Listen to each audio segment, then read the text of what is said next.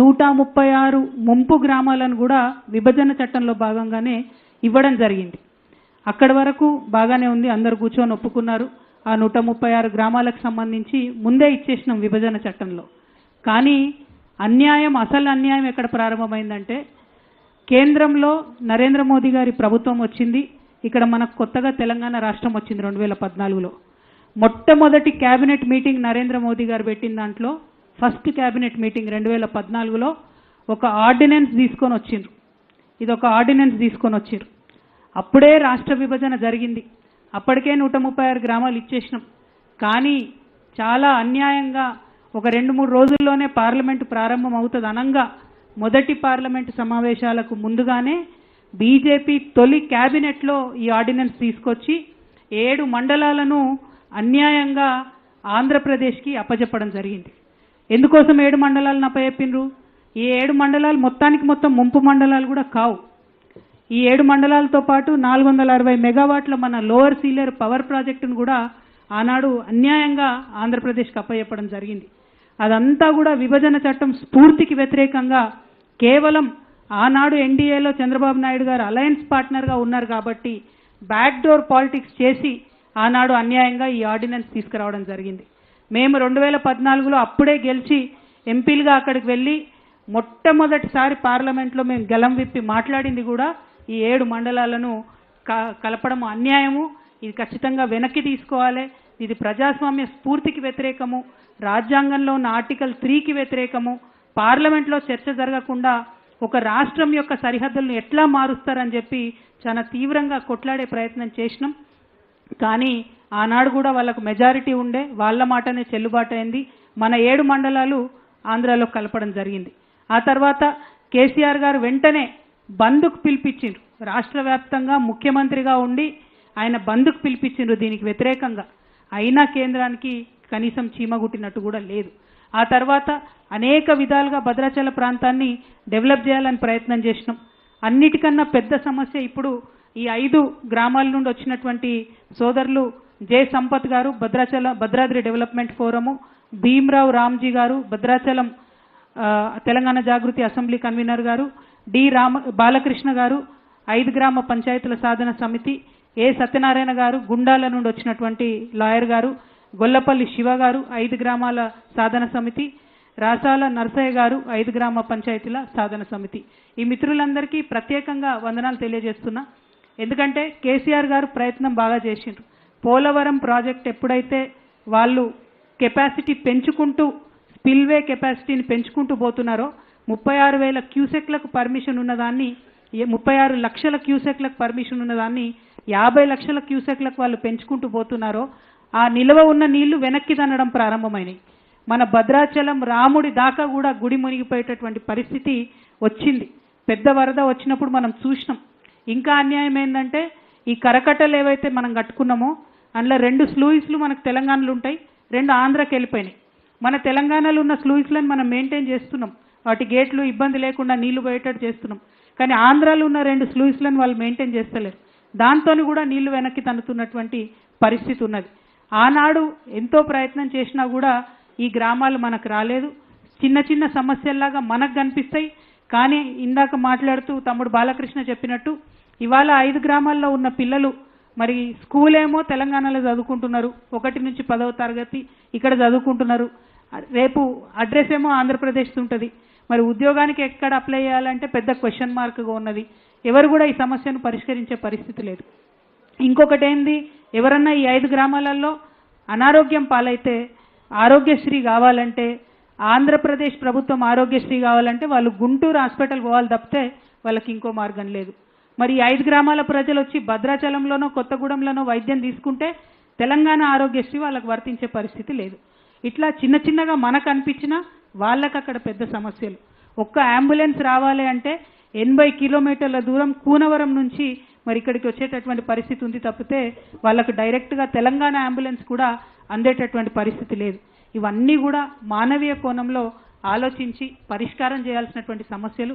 వీటి కోసం పదే ప్రయత్నం చేసినా కూడా జటిలమైపోయి పరిష్కారం కాకుండా ఉన్నటువంటి సమస్యలు.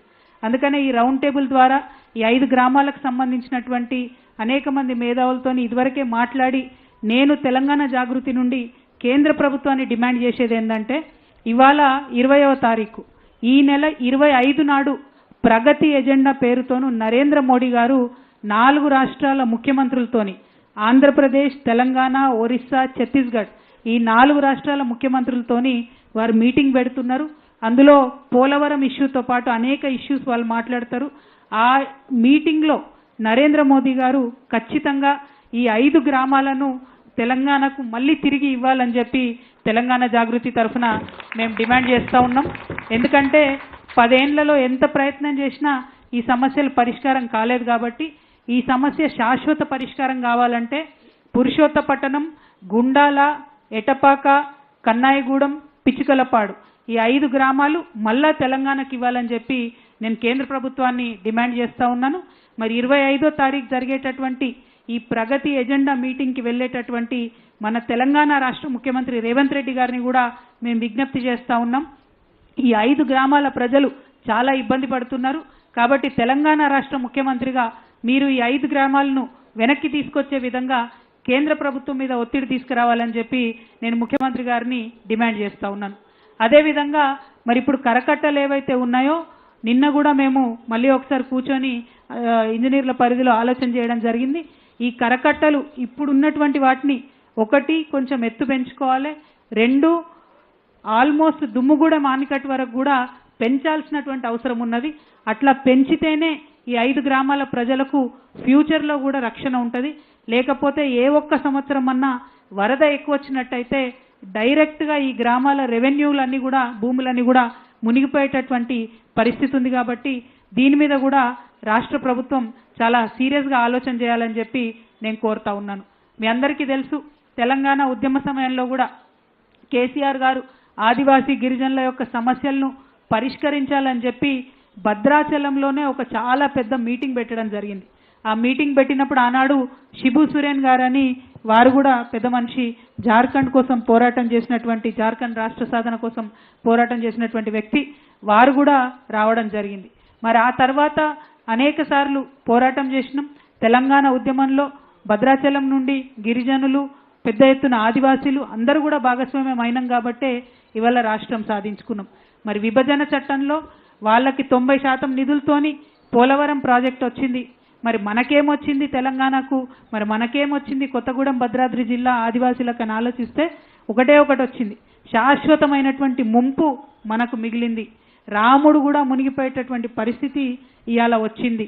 ఇవి పరిష్కారం అవ్వాలంటే మాత్రం ఖచ్చితంగా మరి భద్రాచలం టౌన్ ఈ 5 గ్రామాలు కరెక్ట్గా ఉంటేనే ఏదన్నా గవర్నమెంట్ బిల్డింగ్ కట్టుకోవాలంటే టౌన్ దాటి బిల్డింగ్ కట్టే అవకాశం ఉంటుంది. భద్రాచలంలో వచ్చేటటువంటి చెత్త చెదారం ఎక్కడన్నా వెయ్యాలంటే ఒక డంపింగ్ యార్డ్ కావాలంటే ఇవాళ కనీసం ఒక గుంట జాగలేనటువంటి పరిస్థితి ఉన్నది. అంతేకాదు పురుషోత్తపట్టణం ఏదైతే ఆంధ్రకి ఇచ్చినరో అందులో 1000 ఎకరాల దేవుడి మాన్యాలు, రాముల వారి 1000 ఎకరాల భూమి ఉన్నది. ఇవాళ 1000 ఎకరాల భూమి ఆంధ్రకు పోయింది, దేవుడేమో తెలంగాణలో ఉన్నాడు. ఇప్పుడు ఆంధ్రకు పోయినటువంటి ఆ భూమి ఎక్కడికక్కడ ఆక్రమణకు గురవుతున్నదని చెప్తా ఉన్నారు. హారతి అయిపోతున్నది, మంగళహారతి అయిపోతున్నది, దాన్ని పట్టించుకునే పరిస్థితి లేదు. ఇవాళ ఆంధ్రప్రదేశ్ ప్రభుత్వాన్ని కూడా నేను డిమాండ్ చేస్తూ ఉన్నా, పురుషోత్తపట్టణం ఏదైతే ఆంధ్రలో కలపబడిందో మరి అందులో ఉన్నటువంటి 1000 ఎకరాలు భద్రాద్రి రాముడి మాన్యం ఏదైతే ఉందో దాన్ని తక్షణం ప్రొటెక్ట్ చేయాలి, ఆక్రమణలకు గురి కాకుండా రక్షణ కల్పించాలని చెప్పి ఆంధ్రప్రదేశ్ ప్రభుత్వాన్ని కూడా నేను డిమాండ్ చేస్తూ ఉన్నాను. మరి ఆనాడు మీ అందరికి కూడా తెలుసు, పార్లమెంట్లో మాట్లాడింది కేవలం తెలంగాణ బదులుగా బీఆర్ఎస్ పార్టీ నుండి మేమే మాట్లాడినాం. ఆనాడు కూడా కాంగ్రెస్ నాయకులు వచ్చి పార్లమెంట్లో ఇట్లెట్లా అన్యాయం చేసిరు అని చెప్పి కూడా మాట్లాడినటువంటి పరిస్థితి లేదు.